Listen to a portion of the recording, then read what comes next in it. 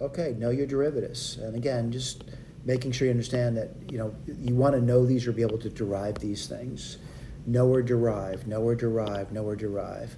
We're on to the arc sine, and granted, I'll be honest with you, sometimes if I haven't been around for a while, I'd say, gee, I think I can remember, but I want to make sure that sometimes if I really can't remember, do I have a way of getting that? I think I do.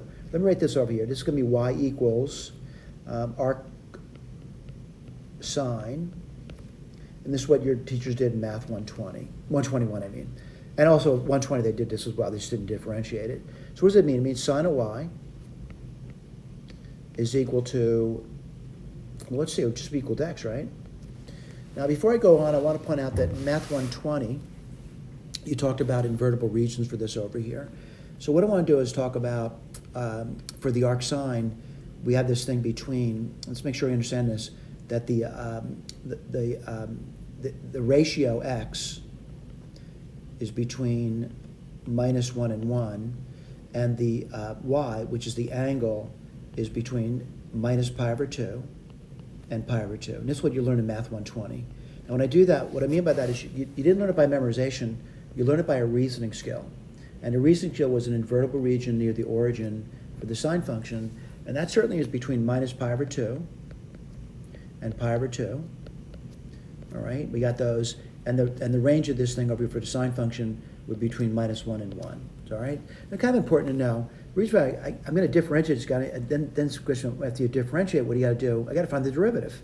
So what's the derivative going to be? Cosine of y dy dx is equal to 1.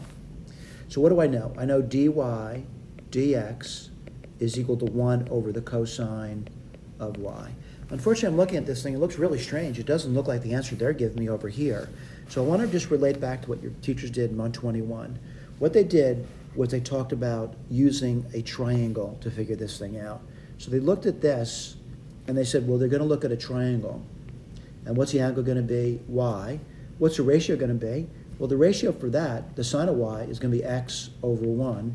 Then they use the Pythagorean theorem. And the Pythagorean theorem for this side over here would be this, 1 minus x squared. So the cosine of y, and I got to be careful now, and I'll tell you why. I'm looking at this invertible region over here, all right? And my deal about this one over here is that I know the cosine is going to be, between those things, is going to be a positive, I should say a non-negative number. So I'm pretty safe with this. So the cosine of y, looking at my picture, is going to be, what's it going to be? It's simply just going to be this. That's all it is. All right?